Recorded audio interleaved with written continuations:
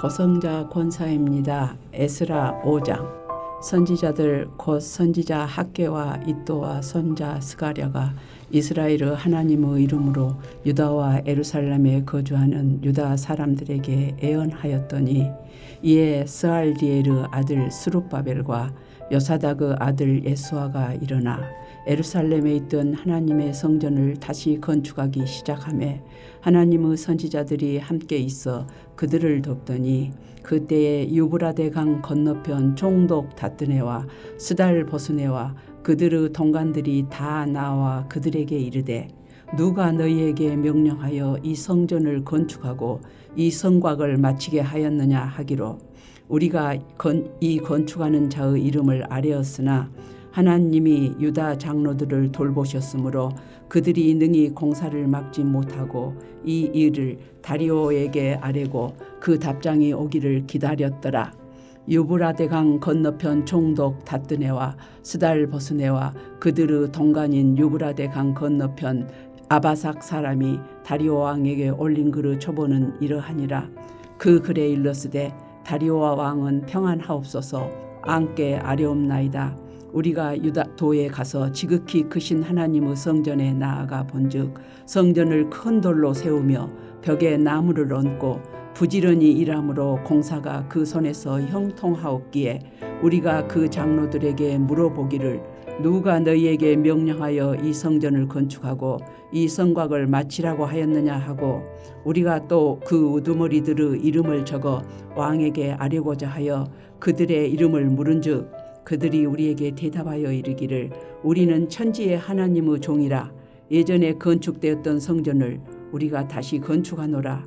이는 본래 이스라엘의 큰 왕이 건축하여 완공한 것이었으나 우리 조상들이 하늘에 계신 하나님을 노엽게 하였으므로 하나님이 그들을 갈대아 사람 바벨론 왕 느부갓네살의 손에 넘기심에 그가 이 성전을 헐며 이 백성을 사로잡아 바벨론으로 옮겼더니, 바벨론 왕 고레스 원년에 고레스 왕이 조서를 내려 하나님의 이 성전을 다시 건축하게 하고, 또 느부갓네살이 예루살렘 하나님의 성전 안에서 금, 은 그릇을 옮겨다가 바벨론 신당에 두었던 것을 고레스 왕이 그 신당에서 꺼내어 그가 세운 총독 세스바살이라고 부르는 자에게 내주고 일러 말하되, 너는 이 그릇들을 가지고 가서 예루살렘 성전에 두고 하나님의 전을 제자리에 건축하라 하매, 이에 이 세스바살이 이르러 예루살렘 하나님의 성전 지대를 놓았고, 그 때로부터 지금까지 건축하여 오나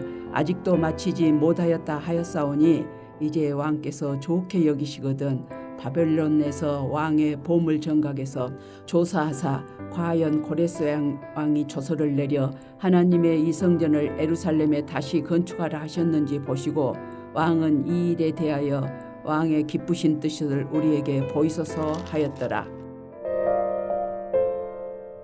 하늘에 계신 우리 아버지여, 이름이 거룩히 여김을 받으시오며 나라가 임하옵시며 뜻이 하늘에서 이룬 것 같이 땅에서도 이루어지이다. 오늘날 우리에게 일용할 양식을 주옵시고, 우리가 우리에게 죄 지은 자를 사하여 준 것 같이 우리 죄를 사하여 주옵시고, 우리를 시험에 들게 하지 마옵시고 다만 악에서 구하옵소서. 대개 나라와 권세와 영광이 아버지께 영원히 싸움나이다. 아멘.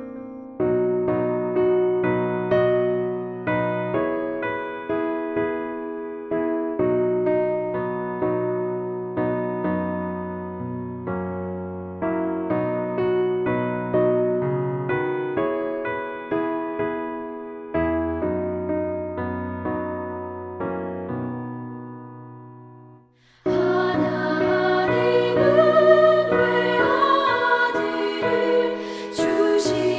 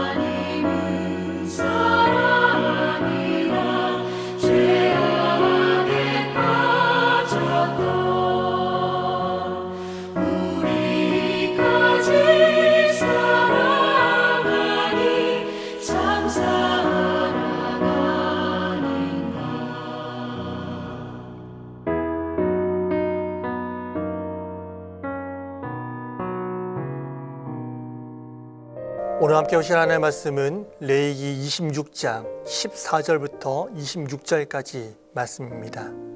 본문 중에서 제가 14절부터 17절까지만 봉독해 드리겠습니다. 그러나 너희가 내게 청종하지 아니하여 이 모든 명령을 준행하지 아니하며 내 규례를 멸시하며 마음에 내 법도를 싫어하며 내 모든 계명을 준행하지 아니하며 내 언약을 배반할진대 내가 이같이 너희에게 행하리니 곧 내가 너희에게 놀라운 재앙을 내려 폐병과 열병으로 눈이 어둡고 생명이 쇠하게 될 것이요 너희가 파종한 것은 헛되리니 너희의 대적이 그것을 먹을 것이며 내가 너희를 치리니 너희가 너희의 대적에게 패할 것이요 너희를 미워한 자가 너희를 다스릴 것이며 너희는 쫓는 자가 없어도 도망하리라. 아멘. 샬롬. 오늘 또 주의 은혜 속에 승리한 하루 되시기를 주님으로 간절히 축원합니다. 오늘 우리가 함께 살펴보고 있는 이 본문은요, 율법을 순종함으로 말미암아 얻게 된 축복을 언급한 어제 본문과는 대조적으로 하나님의 계명과 규례에 불순종하는 자에게 임할 하나님의 저주와 징계에 대해서 말씀하고 계십니다. 그런데 이 본문이 14절부터 내일 본문인 39절까지 이어지고 있다라는 것입니다. 사랑하는 여러분, 이처럼 하나님의 저주와 징계에 대해서 이렇게 길게 그리고 또한 적나라하게 기록하고 있는 이유가 무엇인지 아십니까? 그것은 죄에 대한 하나님의 심판이 얼마나 엄하고 무서운가를 보여주기 위함이었습니다. 하지만 이러한 심판과 징계에 대한 언급은요, 하나님에 대한 공포심을 불러일으키기 위함이 아니라 당신의 백성들로 하여금 회개하고 돌아오도록 하기 위한 것에 그 목적이 있습니다. 그러므로 이 본문에서 언급하고 있는 이 징계와 심판에 대한 이러한 경고는요, 하나님의 사랑에 대한 또 다른 표현이라고 할 수 있습니다.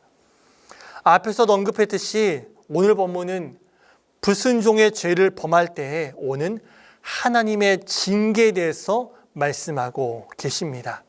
그런데 사랑 여러분, 하나님께서 이렇게 징계를 하는 이유가 무엇인지 아십니까? 그것은 21절과 24절에서 언급하고 있는 것처럼 죄 때문입니다.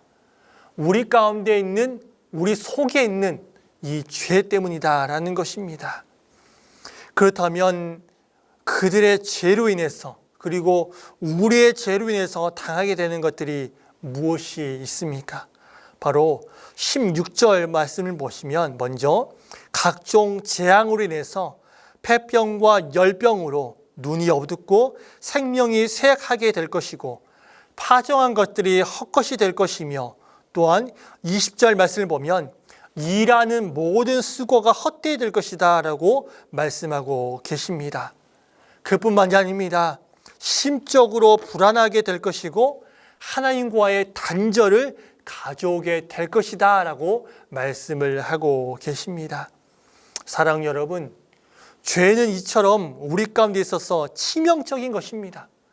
우리의 영적인 부분만 죽이는 것이 아니라 육적인 것도 죽이는, 영과 육을 함께 죽이는 것이 바로 죄라는 사실을 분명하게 기억하시기를 바랍니다. 또한 죄는 우리를 하나님과 원수가 되게 합니다. 그리고 그럴 말미암아 하나님으로부터 공급받고 누려야 하는 것들을 온전하고 풍성히 누리면서 살 수 없도록 만듭니다. 이 죄는요, 어제 우리가 함께 다뤘던 그 본문에서 나왔던 그런 하나님께서 주시고자 싶어 하시는 그런 모든 축복들을 다 누리면서 살 수 없도록 만든다라는 것입니다. 실로 우리가 사는 이 혼탁한 세상, 그런 것들은요, 다 죄로 인한 결과들입니다. 각종 기근과 전쟁, 질병이 꼬리에 꼬리를 물고 일어나고 있습니다. 그리고 그로 말미암아 세상 사람들은 두려움과 공포 속에서 살고 있습니다. 평안을 찾고 안전을 찾지만 그 어디서나 그것을 찾아볼 수가 없습니다. 이 하나님의 징계에 어찌 인간이 저항할 수 있을까요? 이 하나님께서 주시는 이 징계를 어떻게 인간이 막을 수 있을까요? 어떤 사람들은 이 하나님께서 주시는 이 징계와 심판을 인간이 막을 수 있다라고 말합니다. 인간의 사상과 인간의 철학과 인간의 그런 과학으로 그것을 극복할 수 있다라고 말합니다. 어떠한 사상과 어떠한 종교가 하나님께서 주시는 이 징계와 심판을 극복할 수 있고 이길 수 있다라고 말합니다. 하지만 사랑하는 여러분, 어찌 피조물이 하나님의 심판을 막을 수가 있겠습니까? 그럴 수가 없다는 것이에요. 조그만한 자연재해 앞에서도 어찌할지를 몰라서 벌벌 떠는 우리가 어찌 폭풍과 같이 밀려오는 하나님의 징계에 저항할 수 있겠습니까? 아무리 과학이 발달하고 최첨단을 달리고 있는 그런 시대 가운데 살고 있다 같지만 어쩔 수가 없어요. 그런 징계와 그런 심판을 우리가 극복할 수 없다라는 것입니다. 비록 인간 스스로 자기 자신들의 위대함을 뽐내고 자신들 스스로 대단한 자인 것처럼 그렇게 자랑을 하지만 하나님 앞에서 보잘것없는 미천한 존재에 불과하다라는 것입니다. 그러므로 우리는 하나님 앞에서 교만해서는 안 된다는 것이에요. 하나님을 떠나서도 살 수 있다는 착각에 빠져서 살아서는 안 된다라는 것입니다. 물고기가 물이 싫다고 해서 물을 떠나면 그 즉시 죽는 것처럼 우리도 하나님을 떠나서는 영원히 살 수 있는 그러한 존재가 아니다라는 것입니다. 그 즉시 죽는 존재예요. 왜 그렇습니까? 우리는 그렇게 창조가 되었기 때문입니다. 하나님을 떠나서는 살 수 없는 존재로 우리가 만들어졌고 우리가 창조되었기 때문입니다. 우리는 이처럼 주님을 떠나서는 아무것도 할 수 없는 존재들입니다.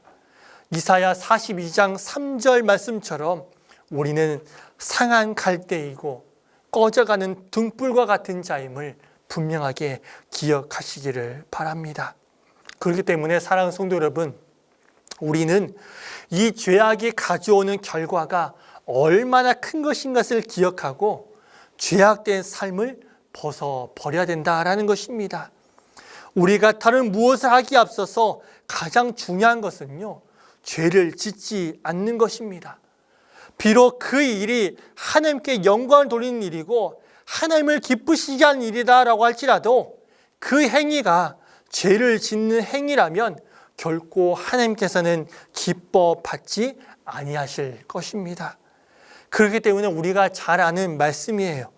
사무엘상 15장 22절 말씀을 보시면 사무엘이 잘못된 제사를 드린 그 사울 향해서 무엇이라고 엄히 책망하고 있습니까?